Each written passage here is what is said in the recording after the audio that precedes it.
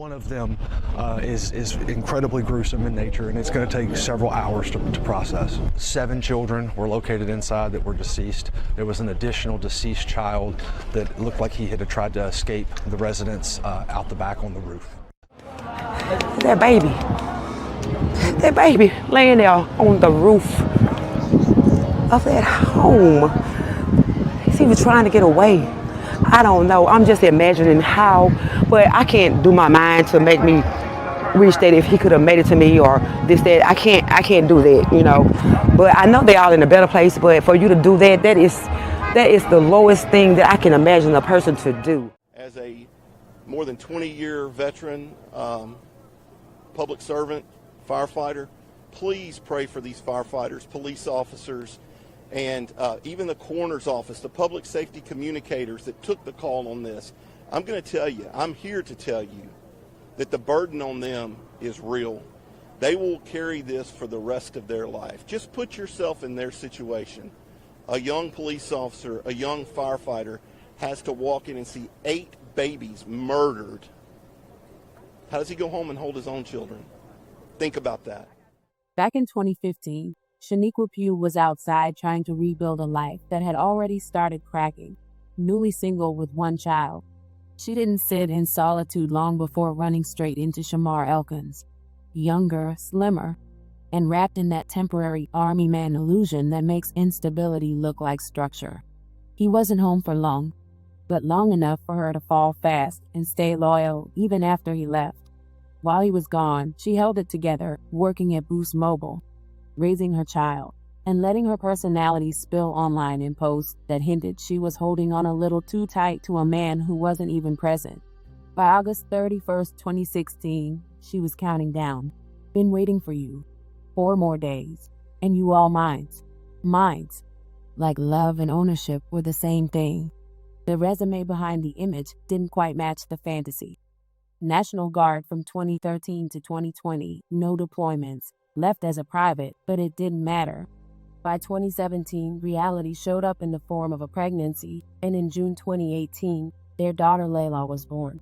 She wasn't the end, she was the beginning. 1 child turned into 7 together, plus the one Shaneiqua already had. 8 kids total. By 2023, he was posted up for Father's Day like a proud patriarch, surrounded by all 8 children like a man who built something worth honoring. But somewhere behind that image, the truth was already leaking out. About a month before everything collapsed, Elkins shared a post asking, if you could go back in time and have kids with a different woman but still have the same kids, would you do it? Hell yeah, I would, he said, 8 kids deep, and still publicly fantasizing about a different woman like the life he created was a mistake he couldn't undo. And that wasn't just a joke, it was a warning dressed up as honesty. Because while most men would be somewhere trying to figure out how to provide for a household that size, Shamar was busy stepping outside of it. Infidelity wasn't enough. He got his side chick pregnant too. Like consequences were optional and respect was negotiable. And somehow, he really believed Shaneiqua was supposed to accept it, adjust, and stay like she always had. But this time, the illusion didn't hold. And once it cracked, all hell broke loose. Welcome to the American Crime Femicide channel. Please like, share, subscribe, and hit the notification bell for future uploads. 2 years before everything went up in flames, Shaneiqua was online joking like life was some kind of game show. Somebody asked if she'd rather marry her first baby daddy or become a Power Ranger, and she hit them with a hold that thought, like destiny was buffering. Then 2 days later, she came back with an answer nobody needed. She married Shamar on her 32nd birthday, April 9, 2024. 10 years, 7 kids, and now a ring to make it official. Small ceremony, kids smiling, pictures posted, last name updated, Mrs. Elkins. Stamped for social media like paperwork could fix what time already exposed. And from the outside, it looked like a full house built on love, family outings, daddy-daughter dances, TikToks for coins and clout, smiles lined up perfectly for the camera. We good over here, and like always, the internet believed exactly what it was shown. So guess what? We don't need to have 1,000 followers to go live. You could just share what you love, what you like to do. And that's how you will gain a lot of followers as well. So go ahead and click that link down below. But behind all that filtered happiness was a man already living a second life. It was revealed that Shamar had not only cheated on his wife, but gotten his side chick pregnant. That wasn't a mistake. That was a whole separate storyline running parallel to the one he just promised to commit to. And Shaneiqua did what people always say, but rarely follow through on. She chose herself.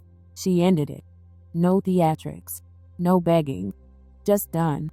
10 years, 7 kids, and a marriage that didn't even survive 3 years. But see, that's where this stops being about betrayal and starts being about ego. Because Shamar didn't react like a man who got caught. He reacted like a man who got rejected. And for men like him, rejection is more dangerous than anything they've done. In less than 10 minutes, that wounded ego turned into something irreversible. He picked up a gun and decided if he couldn't control his life, he'd destroy everyone in it. Not strangers, not enemies, his own children. The same kids he posed with, danced with, built a public image around. He shot his wife. She survived. Shot another woman, left her fighting for her life. A teenager was injured. But the real devastation came inside that home, where 8 children lost their lives not to circumstance, not to randomness, but to a decision. This wasn't poverty. This wasn't mental confusion. This was control collapsing in real time. After that, he ran, carjacked someone at gunpoint, led police on a chase like this was a movie he thought he could outrun. It ended the only way it ever does, with him dead, shot by officers, escaping accountability the same way he handled everything else. And now Shaneiqua left in a reality nobody should have to wake up to. 8 children gone, and no courtroom. No answers, no justice that can ever match what was taken. This wasn't confusion. This was ego. This was entitlement. And 8 innocent lives paid the price for a man who couldn't handle hearing no. So she found that he got another baby on the way, and then boom, boom, boom, that, everything. So everything boiled down to that. So other than that, I don't know what went wrong this morning, but I hope she pulled through. So she got shot 8 times. So my 5 grandkids gone. Following the mass shooting, officials quickly gathered to address what had become the deadliest mass shooting in the United States in the past 2 years. Our deepest condolences goes out to the families, to everyone that's involved with this particular incident. I asked my fellow team members to come up with me because in being a first responder, in being a true public servant, we are truly a team, and all of us work together for the good of our community. November 19th, the early mornings of that day, will go down in history, be written in the pages of history as one of the worst days that could have ever happened here in Shreveport. About 5:55 a.m. on Sunday morning, Shreveport police received the first call regarding a disturbance at a resident in the 300 block of West 79th Street.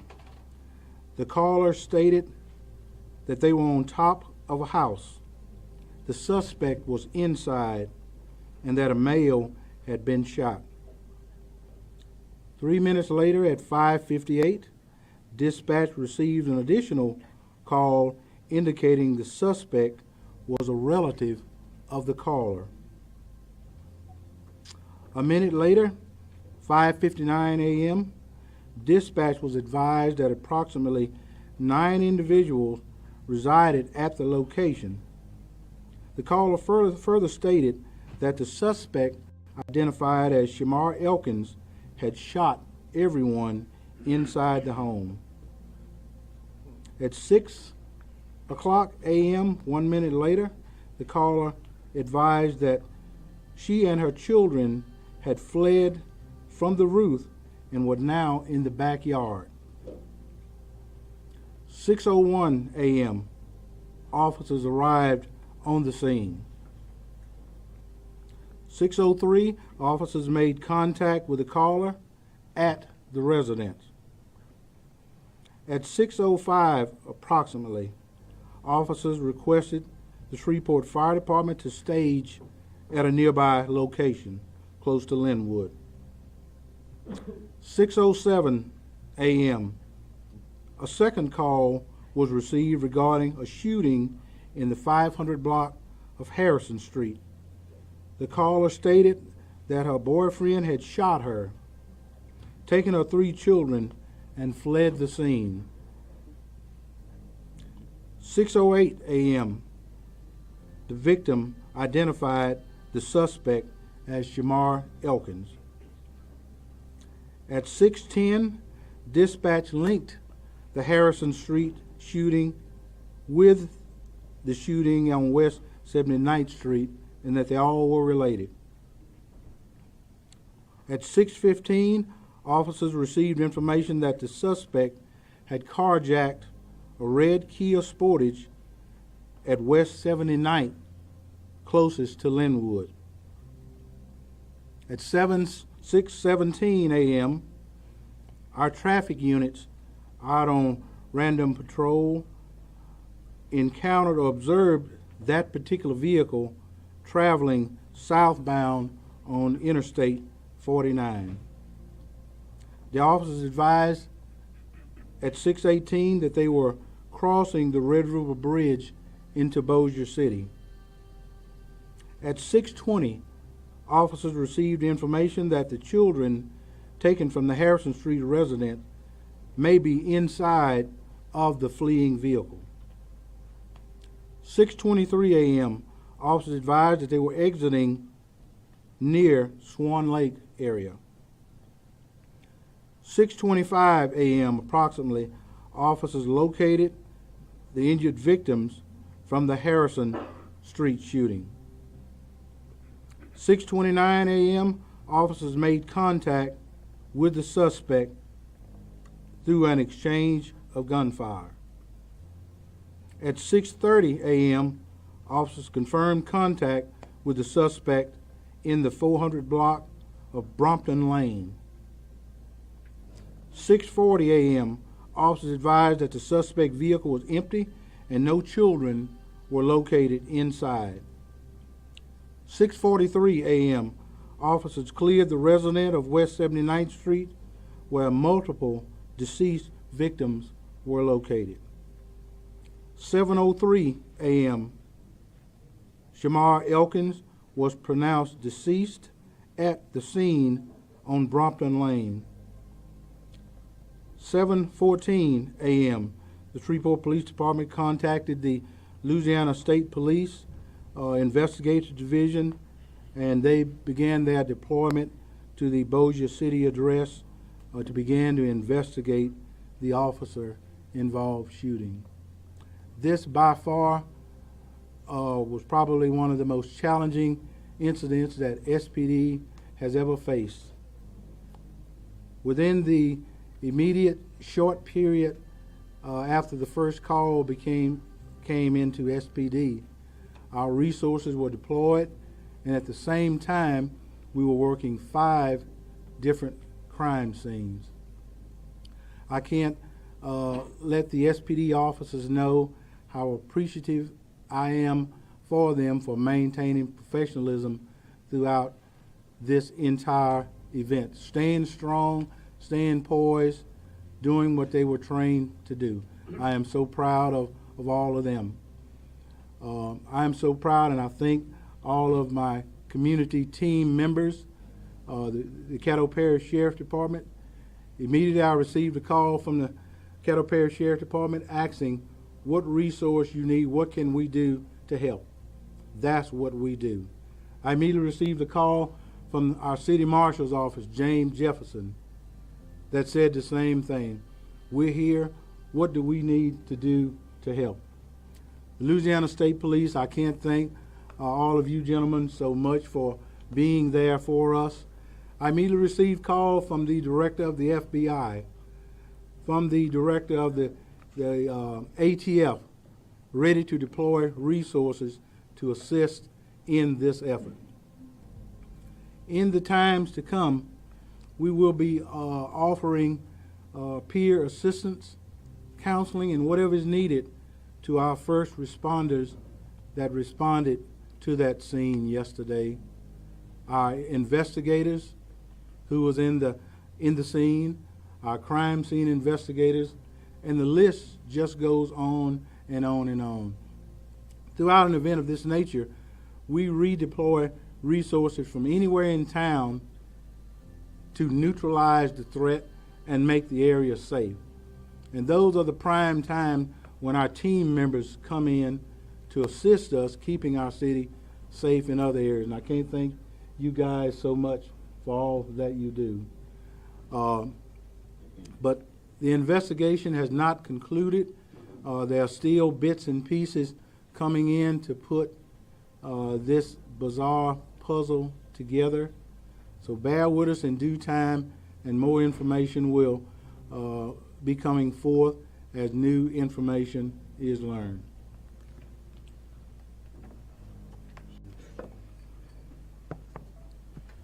Good morning. I also want to thank Councilman Green for pulling this press conference together. Just 10 days ago, we stood as a community to announce the opening of the Caddo Sheriff's Office Domestic Violence Unit. That announcement was a step forward in protecting victims and supporting families and strengthening our response to domestic violence. I don't believe any of us could have imagined that only days later, our community would be shaken by the most heartbreaking tragedies that we have ever witnessed. 8 innocent children losing their lives as a result of domestic violence. There are no words that can fully capture the depth of this loss. No words that can ease the pain of the families who are grieving. No words that can explain the weight of 8 young lives taken far too soon. To the families affected, our hearts are with you, our prayers are with you, and our commitment to you is unwavering. Your children mattered, their lives mattered, and their memory will not be forgotten. But today I must speak to the leaders of this community, to the elected officials, to our faith leaders, service providers, law enforcement, educators, and every person who holds influence in this parish. And I ask you a question that we can no longer avoid. How much are the lives of these victims worth? Because the truth is this: domestic violence is not a private issue. It's not a family issue. It is a community issue. And when we fail to respond in a coordinated, consistent, and compassionate way, people die. This tragedy is a painful reminder that we cannot afford to work in silos. We cannot afford to wait until the next crisis. We cannot afford to treat domestic violence as an afterthought. We must ensure that every victim, every mother, every father, every child has access to safety, support, and intervention before the violence escalates. So today, I'm calling on every leader in this parish to join us in building a fully coordinated, community-wide response to domestic violence. A response where law enforcement, social workers, social services, and the courts communicate in real time. Faith communities stand as safe havens and advocates. Schools recognize warning signs and know where to turn. Hospitals and mental health providers are fully integrated into the system. Offenders are held accountable and monitored. And victims are never left to navigate these dangers alone. This is not the responsibility of one agency. This is not the responsibility of one department. This is the responsibility of all of us. We owe it to the 8 children we lost. We owe it to every victim who is suffering in silence right now. And we owe it to the future of this community. Let their memory be a turning point. Let their lives be the reason we refuse to go back to business as usual. Let this tragedy move us from conversation to coordination, from awareness to action, and from reaction to prevention. Because the lives of these victims, their worth is immeasurable, and our response must reflect that truth. God bless you, and thank you.